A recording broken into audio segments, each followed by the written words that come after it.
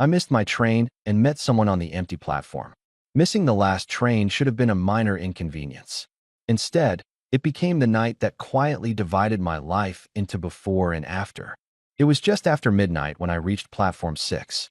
My backpack was slung over one shoulder, my phone battery had died somewhere during dinner with coworkers, and the electronic departure board displayed the sentence I least wanted to see. Last train departed. I stood there for a full minute, hoping the words would somehow change. They didn't. I sighed, rubbing the back of my neck. Calling a taxi would cost more than I wanted to spend, and the station was almost 40 minutes from my apartment. There was an early morning train in a few hours, but that meant waiting through the night. Not exactly how I'd imagined ending my Friday. The station had emptied quickly after the final departure. A cleaning machine hummed somewhere in the distance. Fluorescent lights buzzed overhead, making everything look pale and unreal. Every sound echoed across the concrete platform. I found a bench near the middle and dropped my backpack beside me. For the first time all day, everything became completely still. No conversations, no notifications, no deadlines, just silence. I leaned back and closed my eyes for a moment. You missed it too? The voice startled me enough that I nearly jumped. I opened my eyes and looked to my left. A man stood several feet away, holding a paper coffee cup that had clearly gone cold hours ago. Dark jacket, worn sneakers, light brown hair that looked like he'd been running his hands through it all evening. He smiled awkwardly. I wasn't trying to scare you.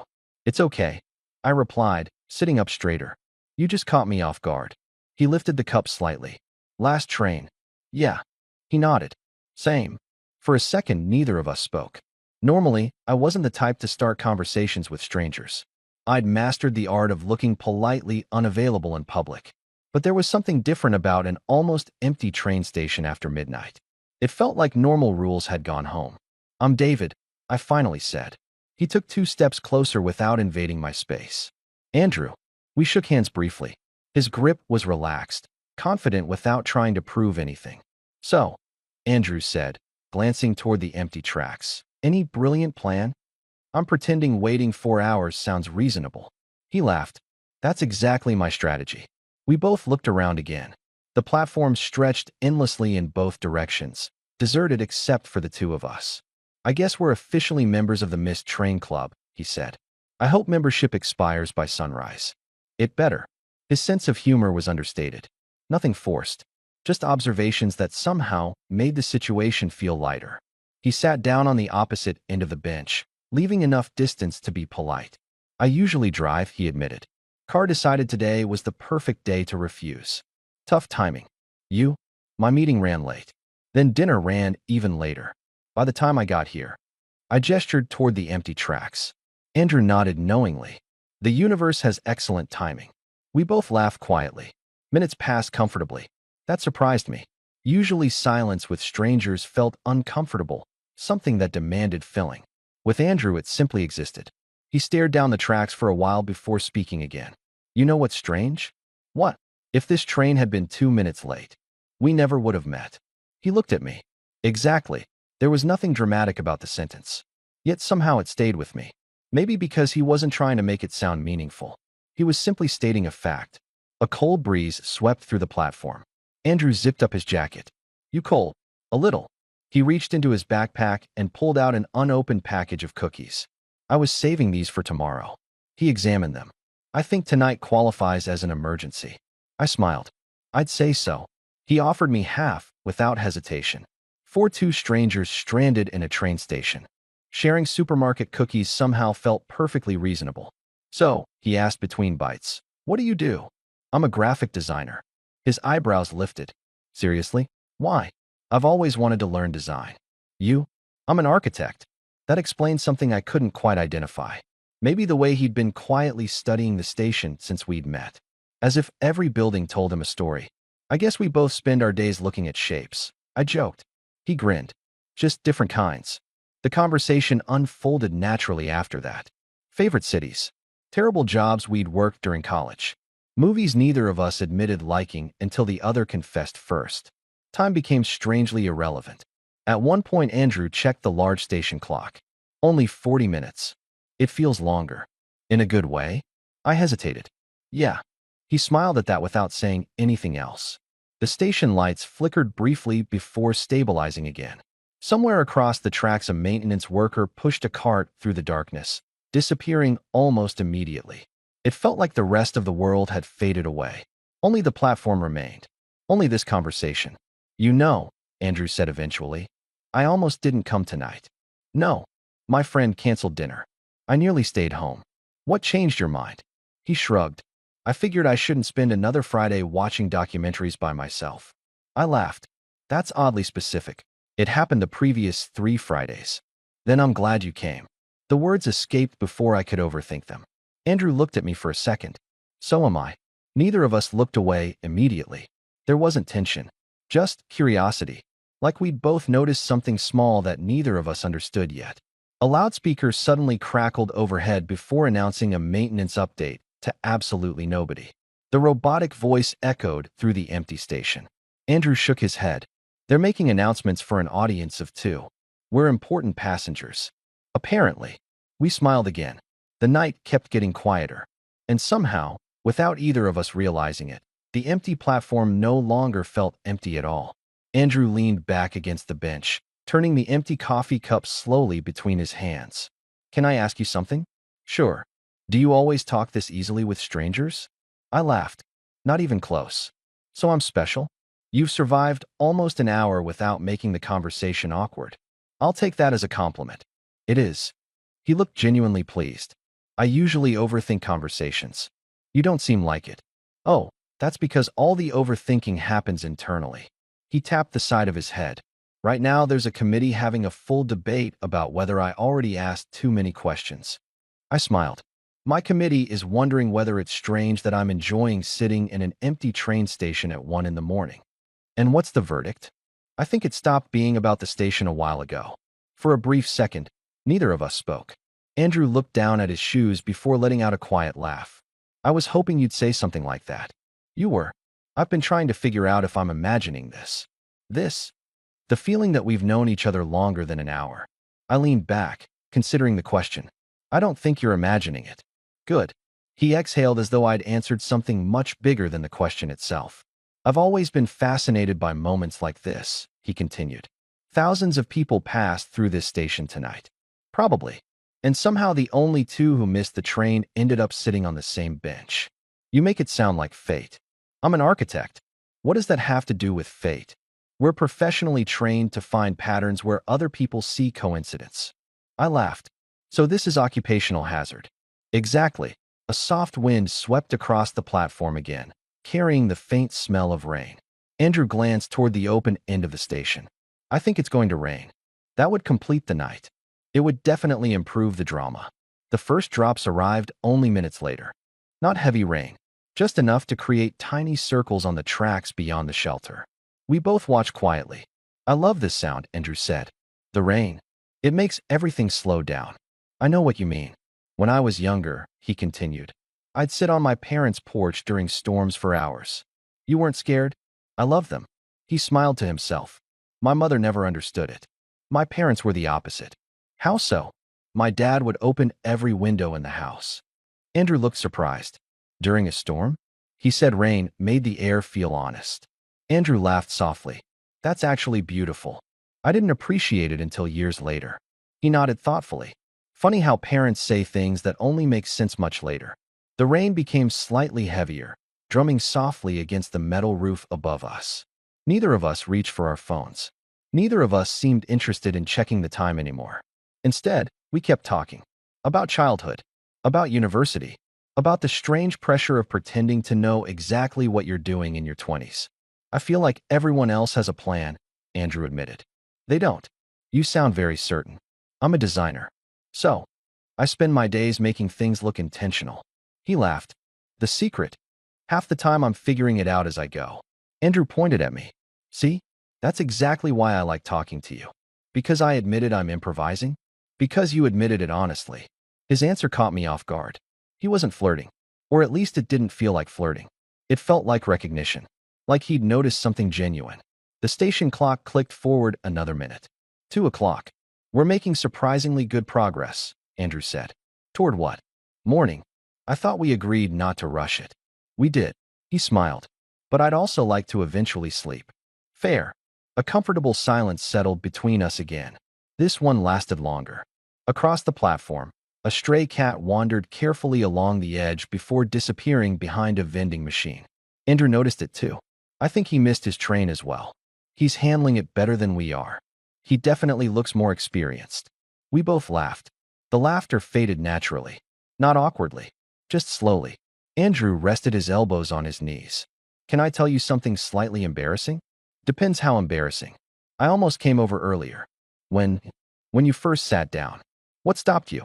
I figured you'd probably want to be left alone. I probably would have. And now? I looked at him. I'm glad you ignored that instinct. His smile appeared gradually. I almost did. You almost ignored it? No. He shook his head. I almost walked out of the station. That surprised me. Really, I saw someone sitting alone. He looked toward the tracks. I thought, I don't know, maybe they wanted the silence. And then, you looked up. So, you smiled. I don't remember smiling. You did. He looked back at me. It wasn't a big smile. It was just enough to make me think maybe I wasn't interrupting. I searched my memory. Maybe I had. Maybe it had simply been automatic. Funny how something so small could change the course of an entire night. Andrew stood and stretched his legs. I'm going to grab another coffee. He glanced toward the vending machines. You want one? I'll come with you. We started walking slowly along the deserted platform. Our footsteps echoed in perfect rhythm. For two people who had met barely 2 hours earlier, walking beside him felt strangely familiar. Neither of us noticed that the distance between us had quietly disappeared. We bought 2 coffees from an aging vending machine that complained loudly before finally giving in.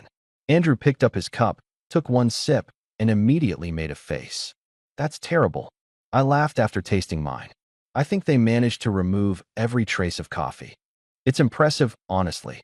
They should advertise it as hot disappointment. He looked at me with complete seriousness for 2 seconds before bursting into laughter. Hot disappointment. I'd still buy another one. We're trapped here. We're not exactly demanding customers. We wandered away from the vending machines instead of returning to the bench. The platform was long enough that walking gave us something to do, and the rain beyond the roof had become steady, washing the tracks in silver reflections. Neither of us seemed to notice how late it had become. So, Andrew said, blowing on his coffee, tell me something nobody usually asks. That's specific. I know. I thought for a moment. I collect old train tickets. He stopped walking. You what? I laughed. I told you it wasn't something people ask. No, seriously.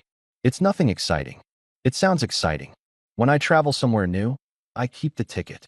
Every single one. Pretty much. Why? I shrugged. I guess. They're tiny reminders that I actually went somewhere. Andrew looked strangely thoughtful. I like that. You don't think it's weird? I think everyone has one habit that makes absolutely no sense to anyone else. And yours? He smiled. I photograph empty buildings. Empty. No people. No people at all. If I can help it. Why? He looked toward the rain-covered tracks before answering. I've always thought buildings tell better stories when nobody's inside. I frowned with curiosity. I don't understand. You ever walk into an old train station early in the morning? I guess. It still feels full somehow. I nodded slowly. Like everyone just left. Exactly. He pointed toward the tracks. This platform. What about it? If someone took a photograph right now, people would probably think nothing happened here tonight. I smiled. But we'd know. We would. For some reason that sentence stayed with me. We'd know. Not because anything extraordinary had happened. Nothing dramatic. No life-changing revelation. Just 2 strangers talking while the rest of the city slept.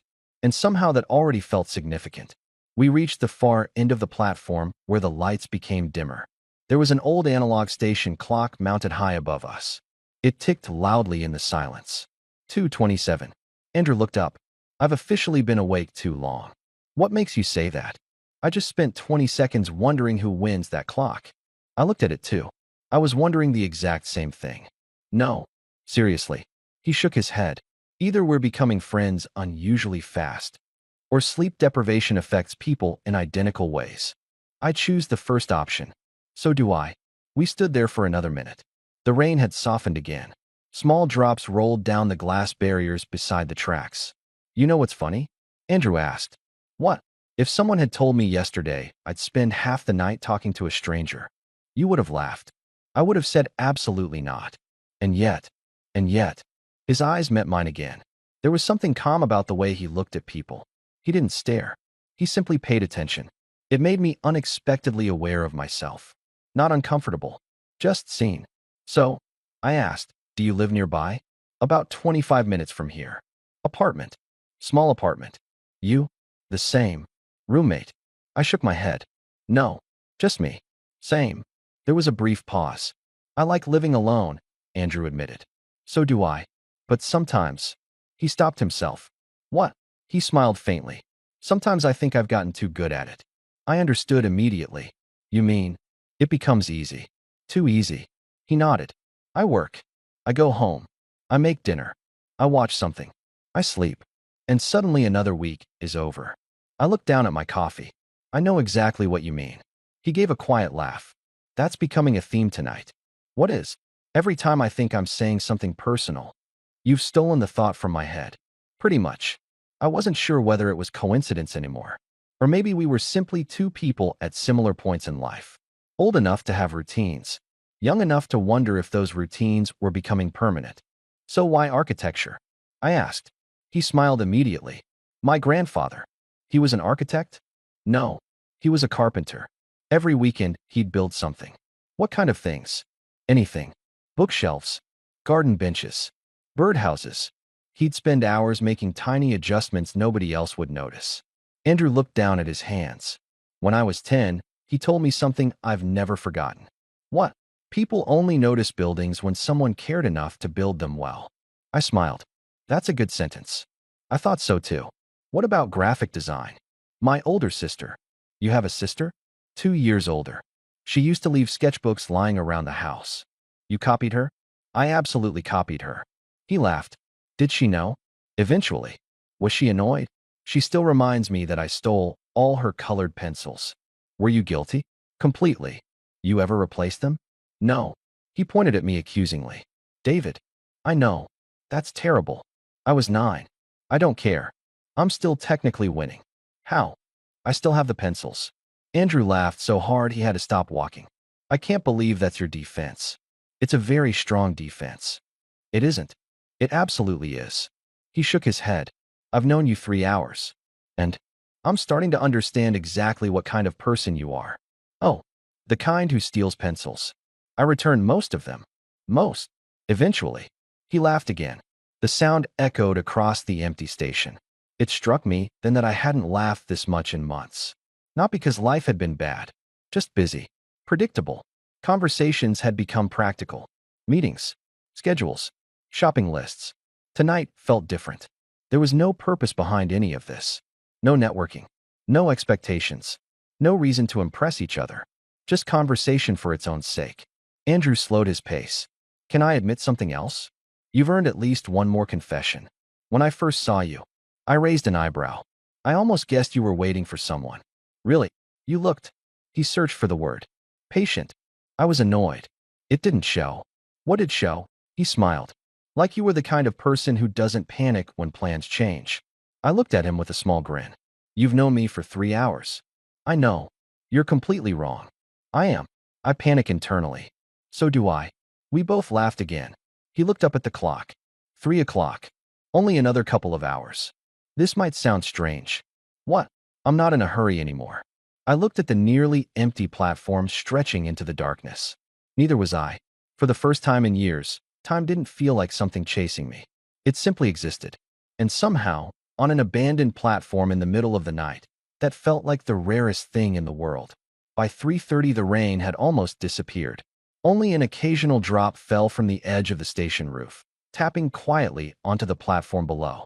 The air smelled fresh now, carrying that unmistakable scent that always comes after summer rain.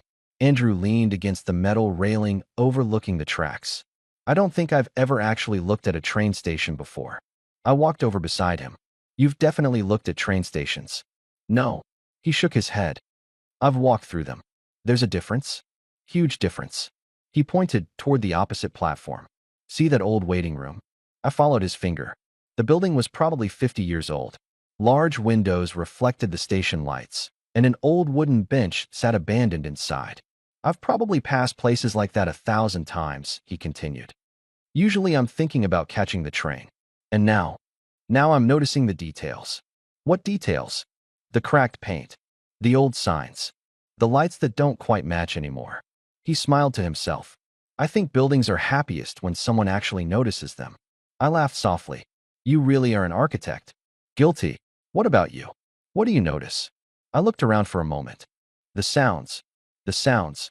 When I design something, I always work with music. So, I guess I notice rhythm before I notice anything else. He listened. For the first time in several minutes, neither of us spoke. The station was almost completely silent. Somewhere in the distance, a signal clicked. A light buzzed overhead. Rainwater trickled through a drain pipe. Far away, we could hear what sounded like a freight train passing on another line. Andrew smiled. I never would have heard half of that. You do now? I guess I do. We started walking again. Neither of us seemed interested in sitting anymore. The movement kept us awake, and every lap around the platform somehow led to another conversation. So, Andrew asked, what were you like as a kid? I laughed. Quiet. You? The exact opposite. I don't believe that. It's true. You seem pretty calm. I wasn't. He smiled at the memory. My teachers used to separate me from everyone else because I talked too much. I would have guessed the opposite. My mother still tells embarrassing stories. Like what? When I was 8, I introduced myself to every passenger on a 4-hour train ride. No, I did. Every passenger? Apparently. Why? I wanted to know where everyone was going. I laughed. That's actually kind of adorable. My mother used the word exhausting. I can see both. What about you? I used to disappear. What do you mean? My parents would lose me every time we went somewhere. He looked concerned. You got lost. No. I found bookstores. He laughed. They'd eventually discover me sitting on the floor reading. Did they get angry? My dad tried. But he always ended up buying the book. Andrew smiled. So you've always been impossible. I prefer predictable. I don't. He looked at me with a grin. I prefer impossible. We reached the end of the platform again. The digital departure board had switched almost entirely to morning services. For the first time that night, sunrise didn't feel impossibly far away. Andrew noticed it too. We're getting there. We are. He checked his watch. My phone's almost dead. Mine already surrendered. He held it up. 3%. We should hold a funeral. I'll miss him. I laughed. You named your phone? No. But now I kind of want to. We stood beneath the departure board watching the changing schedule. The station suddenly felt less abandoned. Some lights had turned on in areas that had been dark earlier. A cleaner pushed another cart through the main concourse. Morning was quietly preparing itself. Andrew folded his arms. Can I tell you something strange? Go ahead. I can't remember the last conversation where nobody was trying to get something. I looked at him. What do you mean? Think about it. He counted on his fingers. Work conversations. They're about work. Networking. Dating apps. Small talk. Everything has some objective. He looked back toward the tracks. This. He paused. This doesn't. I understood exactly what he meant. We're just talking. Exactly. No expectations. No performance. No trying to impress each other. I smiled. I think we failed at not trying to impress each other. Oh, you quoted your grandfather. You admitted to stealing colored pencils. Fair point. He laughed. Still. He looked thoughtful. It feels honest. That word stayed between us. Honest. It described the night better than anything else. No carefully chosen photographs. No edited messages. No profiles. No first date checklist. Just two people with nothing to do except keep each other company until morning. Andrew suddenly looked at me. I've got a question. Go ahead. When was the last time you did something completely unplanned? I opened my mouth, then stopped. I honestly don't know. That's not a great sign. No, it probably isn't. What about you? He thought for a few seconds. I think, today. You mean missing the train? No. He smiled. Talking to you. The simplicity of the sentence caught me off guard. Not because it sounded romantic. It didn't. It sounded genuine. I almost kept walking, he admitted. I know. If I'd done that, we'd both be sitting alone right now. Exactly. A silence settled between us. This one felt different. Not awkward. Not uncertain. Just comfortable enough that neither of us felt responsible for filling it immediately. A pair of station employees walked past us carrying equipment. One of them nodded politely. It was the first people we'd seen in nearly an hour. Andrew watched them disappear. The world is waking up. It is. You know what I'm realizing? What? I don't actually want this night to end. His voice was quiet, almost surprised by his own admission. I looked at the pale sky beginning to lighten above the far end of the tracks. Neither did I, because it wasn't really about the missed train anymore. It wasn't even about the station. It was the strange certainty that some nights refuse to stay ordinary. You expect them to become memories before they're even over. And somewhere between bad vending machine coffee, stories about childhood, and hours spent wandering an empty platform, I had started wondering something I hadn't expected to wonder at all. What would happen after the first train finally arrived? Because for the first time all night, that question didn't have an obvious answer. A faint orange glow began creeping across the horizon. It wasn't sunrise yet, but the darkness had started giving up. The station looked different now, less mysterious, more familiar. The harsh fluorescent lights that had dominated the platform all night suddenly seemed weaker against the growing daylight. Andrew noticed it too. I always forget how quickly the sky changes. I looked toward the east. It feels like someone slowly turned the brightness up. Exactly. For a while we simply stood there watching the color shift above the rooftops beyond the station. It was strangely peaceful. Not because anything remarkable was happening. Because nothing was. No one expected anything from us. There was nowhere we needed to be for another hour. My entire weekend still stretched ahead. Andrew broke the silence. So, I've got another strange question. I've noticed that's your specialty. He smiled. If you could wake up anywhere tomorrow morning. Anywhere. Anywhere in the world. I thought for a moment. A small town in Italy. Specific. My grandparents used to tell stories about it. You've never been? Not yet. You? He didn't answer immediately. Iceland. Really? I want to see those endless, empty roads. You like quiet places. I think so. He laughed softly. Which is funny because I spend my career designing buildings for crowded cities. Maybe that's why. Maybe. We started another slow walk along the platform. By now, we'd probably covered several miles without realizing it. You travel much? I asked. When I can. Favorite place? He smiled almost instantly. Scotland. Why? I rented a tiny cabin for 4 days. By yourself? Yeah. Weren't you bored? I thought I would be. And I ended up reading 3 books, cooking terrible dinners, and spending hours watching sheep. I couldn't help laughing. Watching sheep. They're surprisingly entertaining. I'll have to take your word for it. He grinned. What about you? My favorite. He nodded. Portugal. What made it special? I thought about it. I got lost. Intentionally. No. But it turned into the best day of the trip. That's happened to me. It changes how you see a city. You stop trying to check places off a list. You just wander. Exactly. Andrew smiled. Maybe that's why tonight doesn't feel frustrating anymore. What do you mean? We got lost. I looked around the station. I guess we did. Not geographically. He shook his head. Schedule-wise. I laughed. That's a very architect way to describe missing a train. I know. I'm trying to make us sound sophisticated. It's almost working. He laughed. I appreciate the encouragement. As we rounded the corner near the station entrance, we noticed something new.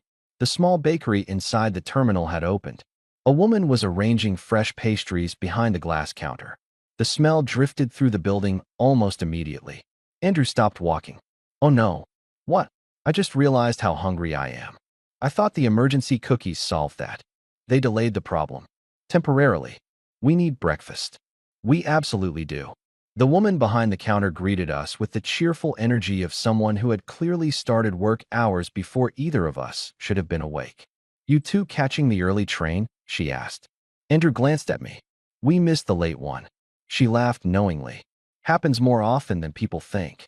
We each ordered coffee and sandwiches. Real coffee this time. Andrew lifted his cup after the first sip.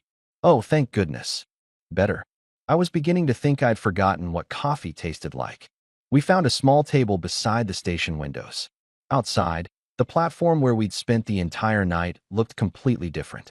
Workers were checking signs. Passengers had begun appearing one by one. A businessman reading emails. An older couple carrying matching backpacks. A student yawning over a textbook. Life was quietly returning. It's strange, I said. What is? Nobody here knows we've been awake all night. Andrew looked around. They'd never guess. They probably think we just arrived. He smiled. They also have no idea we survived vending machine coffee. A truly traumatic experience. We're stronger because of it. I laughed.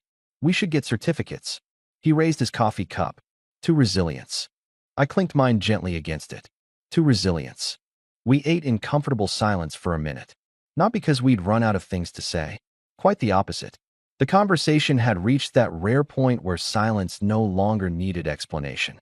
Andrew eventually looked out the window. You know? What? I was expecting tonight to become one of those stories I tell once every few years. The missed train story.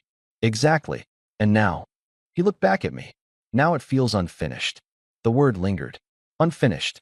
I knew exactly what he meant.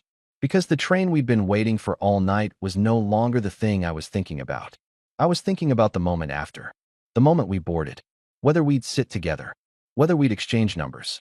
Whether we'd simply smile, say it was nice meeting you, and disappear back into our separate lives. The uncertainty felt surprisingly heavy. Andrew seemed to be thinking the same thing. He glanced at the departure board. Our train leaves in 25 minutes. I nodded. Yeah. He looked down at his coffee for a second before speaking again. I'm usually terrible at this. At what? Knowing whether I should ask. I smiled slightly. Ask what? He met my eyes. If this conversation has to end when the train arrives. The station around us continued waking up. Announcements echoed through the terminal. Suitcases rolled across polished floors. Morning sunlight spread across the windows. But for a few seconds, everything else faded into the background. I realized I already knew my answer. I just hadn't said it yet.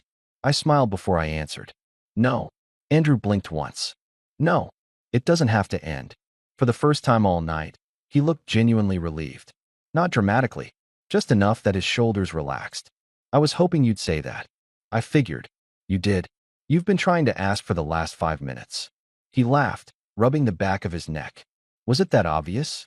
A little. I had 3 different versions prepared. Really? Oh yeah.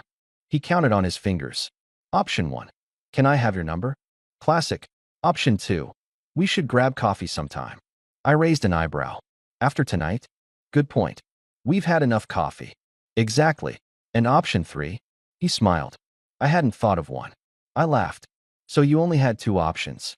I was trying to sound more prepared than I actually was. You've been honest about everything else tonight. I figured I should keep the streak alive. I reached into my backpack and found a pen tucked inside one of the pockets. Andrew watched me curiously. What are you doing?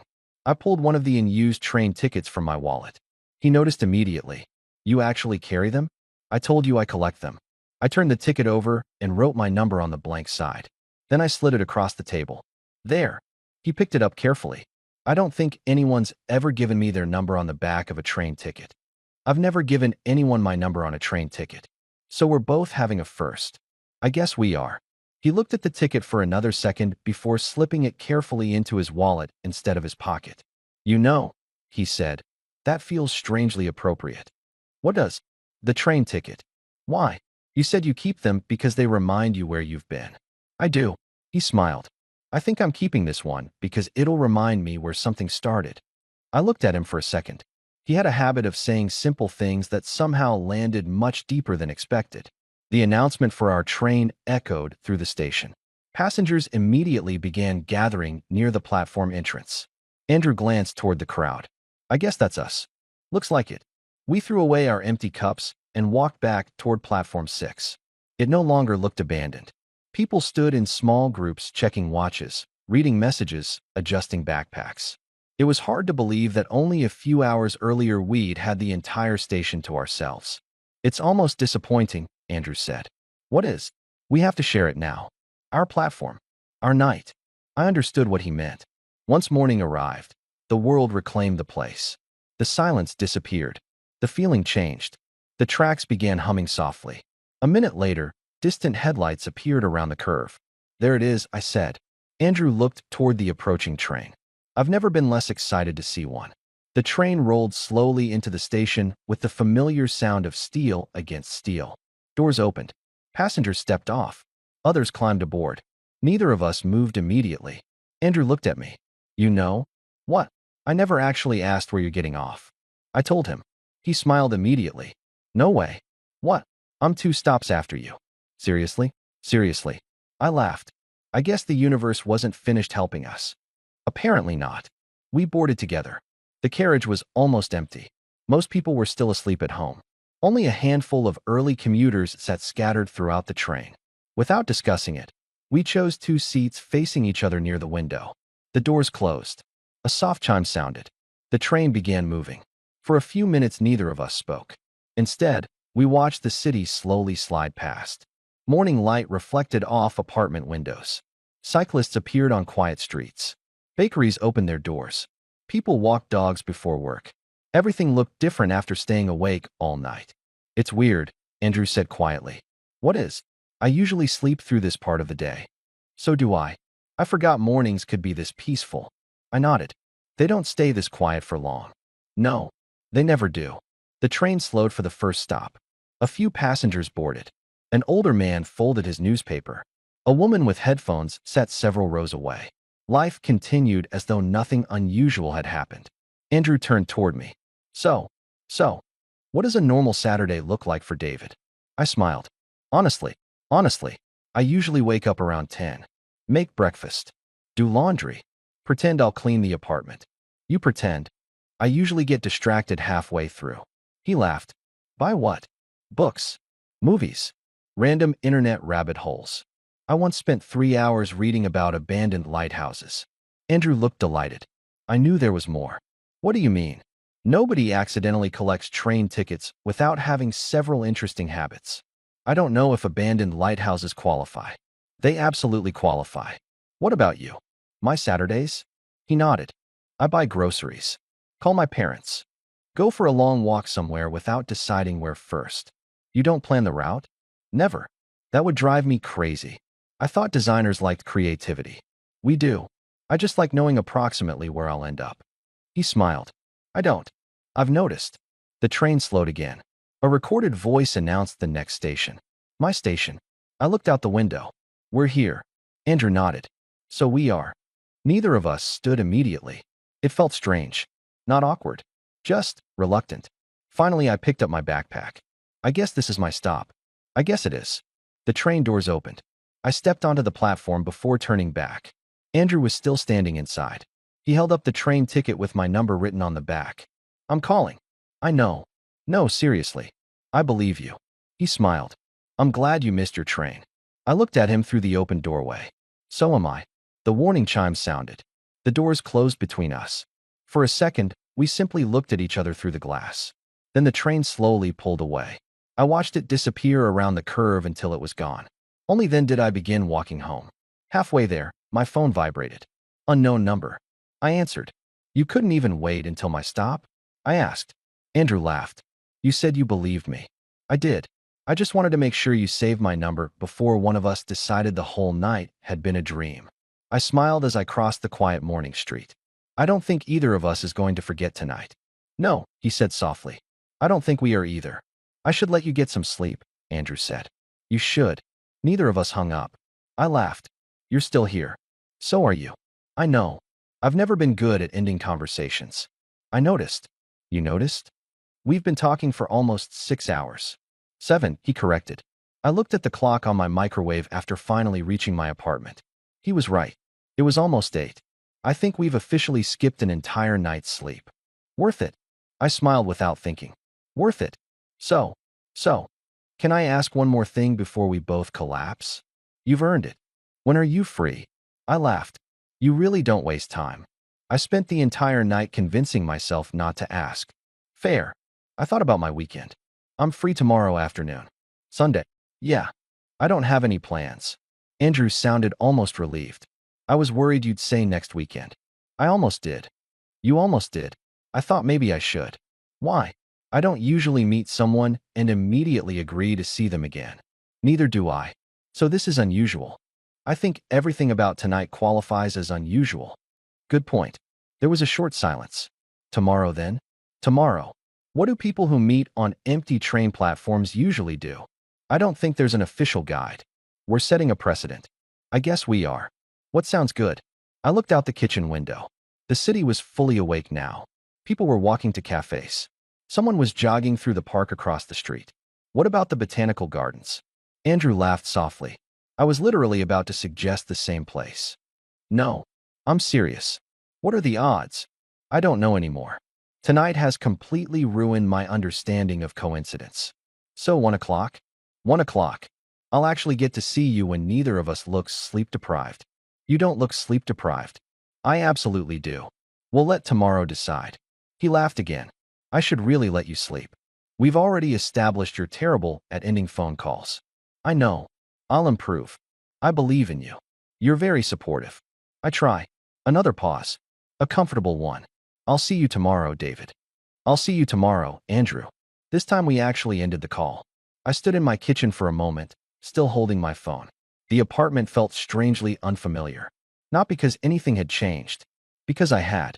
I couldn't remember the last time I'd met someone without expectations. No profile picture. No carefully written biography. No mutual friends making introductions. No awkward messages trying to decide whether there was enough chemistry to justify meeting. We had simply talked. For an entire night. I smiled to myself. Then I finally went to bed. I expected to fall asleep immediately. Instead, my mind replayed dozens of small moments. Andrew laughing at the terrible coffee. His story about photographing empty buildings. The way he looked genuinely interested every time I answered a question. The relief on his face when I said our conversation didn't have to end. None of them were dramatic memories. That was exactly why they mattered.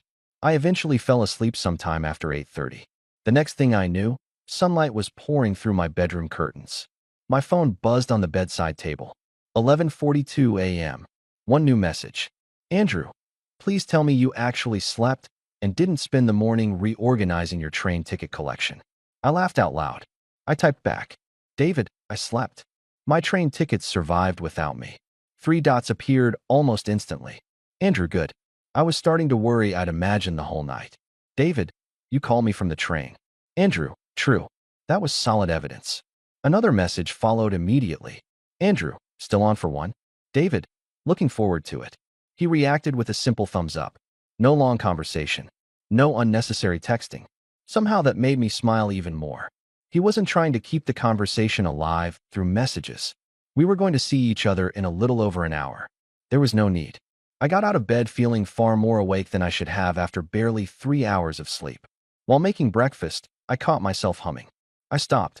It had been a long time since I'd done that without noticing. After eating, I opened my wardrobe, then immediately laughed at myself. What are you doing? I had changed shirts 3 times. Not because I wanted to impress him. At least that's what I told myself. Eventually, I chose a simple navy sweater and jeans. Comfortable. Normal. I checked the mirror one last time before leaving. You were going for a walk. I pointed at my reflection. Not a job interview. My reflection remained unconvinced. The botanical gardens were only 15 minutes away. The city felt completely different in daylight.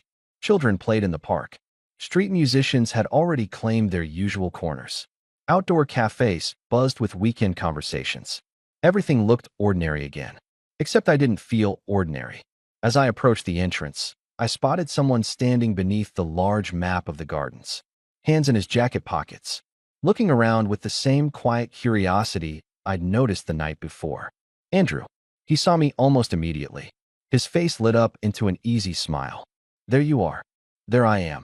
He looked me up and down for a second before laughing. What? You look much more awake. So do you. I had to make an effort. I believe it. He tilted his head. You know what's strange? What? This somehow feels less awkward than I expected. I was thinking exactly the same thing. I thought maybe we'd suddenly become strangers again. Instead, he smiled. It feels like we just continued yesterday's conversation. I realized he was right. There was no uncertainty. No wondering whether to shake hands. No wondering how to start talking again. It simply resumed. Like the hours between had never happened. So, Andrew asked as we walked through the entrance together, where were we? I smiled. I think you were about to tell me why sheep are apparently entertaining. He laughed. I can't believe that's what you remembered. I remember everything. That's dangerous. For you. For me. He looked ahead at the winding paths disappearing through the gardens. Good. Why good? Because I have a feeling. He smiled to himself before finishing the sentence. This isn't going to be the last conversation we have. Andrew wasn't wrong. It never felt like a first date. There was none of that careful politeness people usually carried when they were still trying to decide whether they liked each other. We already knew. Not everything, of course, but enough. Enough to skip the awkward beginning. We wandered through the gardens without paying much attention to the map. Every path seemed to lead somewhere beautiful anyway. Spring flowers covered long stretches beside the walkways, and small ponds reflected the afternoon sun. Families wandered nearby. Photographers crouched beside flower beds. A violinist played softly somewhere in the distance. "I've been here dozens of times," Andrew said. "I don't think I've ever walked this slowly. I don't think we've walked quickly once since we met." He laughed. "That's true. I think we've spent half our time standing still. Talking." "Exactly." We found a quiet bench overlooking a small lake. Several ducks floated lazily across the water. Andrew watched them for a moment. "You know what my sister always tells me?" "What?" "Stop waiting for the perfect moment." "Does she say that often?" "Every birthday." I smiled. "There's probably a story behind that." "There is." He rested his elbows on his knees. "I spend a lot of time planning. I noticed. I'll think about changing jobs for months. I'll research vacations for weeks. I'll compare 20 restaurants before choosing one. And then, sometimes I never do any of it." I looked at him. "Because you're waiting until everything feels right." He nodded. "Exactly." After a moment, he smiled. "And then yesterday happened. The train." "The train." He looked out across the lake. "I almost kept walking." "I know. I almost decided bothering a stranger wasn't worth the risk." "But you didn't." "No." He looked back at me. "And I'm starting to think that was one of the best decisions I've made in a long time." I didn't answer immediately, because I felt exactly the same. Instead, I smiled. "I almost stayed home yesterday." He frowned. "You did?" "I was tired. I nearly canceled dinner. If I'd done that, you would have caught your train, and we'd never have met." He nodded slowly. "It's strange." "What is?" "People always talk about life-changing decisions. They imagine huge moments. Moving to another country. Changing careers. Getting married." He looked at the path we'd walked only minutes before. "But sometimes," he smiled, "sometimes it's just deciding to say hello." Neither of us spoke after that. The silence wasn't empty. It felt full, comfortable. The kind of silence that only appeared when conversation no longer needed effort. After a while, Andrew stood. "Come on. Where are we going?" "I want to show you something." We followed a smaller path through a grove of tall trees until we reached a hill overlooking almost the entire garden. There were very few people there. The city skyline rose in the distance beyond the trees. Andrew leaned against the railing. "This is my favorite place. I can see why. I come here whenever work gets too loud." "You just stand here?" "Sometimes. For an hour. No phone. No music. Just this." I looked at the view. "I think I understand." "You do?" "It feels." I searched for the right word. "Quiet." He smiled. "Exactly." A gentle breeze moved through the trees. For a few minutes, we simply watched people below us wandering through the gardens. Finally, Andrew spoke. "David." "Yeah. I'm really glad you said no yesterday." I looked at him. When I asked if the conversation had to end. "So am I." He laughed quietly. "I've never met anyone by missing a train. I hope you don't make a habit of it." "I don't think I need to." He held my gaze for a second. "I think one missed train was enough." I smiled. "I think so too." The afternoon slowly slipped toward evening. Neither of us checked the time. When we eventually walked back toward the entrance, it wasn't because we wanted to leave. It was because we'd already spent almost 5 hours together without noticing. At the gate, we stopped. "So," Andrew said. "So, I guess this is where people usually ask about a second date." I laughed. "I think we're a little past that." "We are. We've spent almost 12 hours together in less than 2 days." "Good point." He smiled. "So, dinner next week?" "Absolutely. And maybe not at a train station." "I don't know." He looked thoughtful. "We've set the bar pretty high. I don't think vending machine coffee is impossible to beat." He laughed. "No, probably not." We stood there another moment. Neither of us seemed in a hurry to walk away. Then Andrew reached into his wallet. He pulled out the train ticket with my number still written on the back. "I've decided something." "What?" "I'm never throwing this away." I smiled. I wasn't planning to throw mine away either. "You kept yours?" "Of course." He shook his head with a grin. "I should have known. It's officially part of the collection now." "The most important one?" I looked at the small ticket in my wallet. the one that had been meant for an ordinary ride home. It reminds me that sometimes the best journeys begin after you miss the one you planned. Andrew smiled without looking away. I like that. So do I. Months later, people would ask us how we met. They usually expected a dramatic story. A party. Mutual friends. A dating app. Instead, we'd smile at each other before answering. I missed my train, and I decided to say hello. It always sounded too simple, but the truth usually is. Looking back, I don't remember the frustration of watching those train doors close before I reached the platform. I don't remember the inconvenience of waiting through the night. I remember bad vending machine coffee, emergency cookies, stories about childhood, walking endless laps around an empty station while the world slept, a phone number written on the back of a train ticket, and one quiet decision made by two strangers who almost walked past each other. Sometimes life changes because everything goes according to plan. Sometimes it changes because it doesn't. Missing that train felt like the worst possible ending to my Friday. It turned out to be the beginning of the best chapter of my life.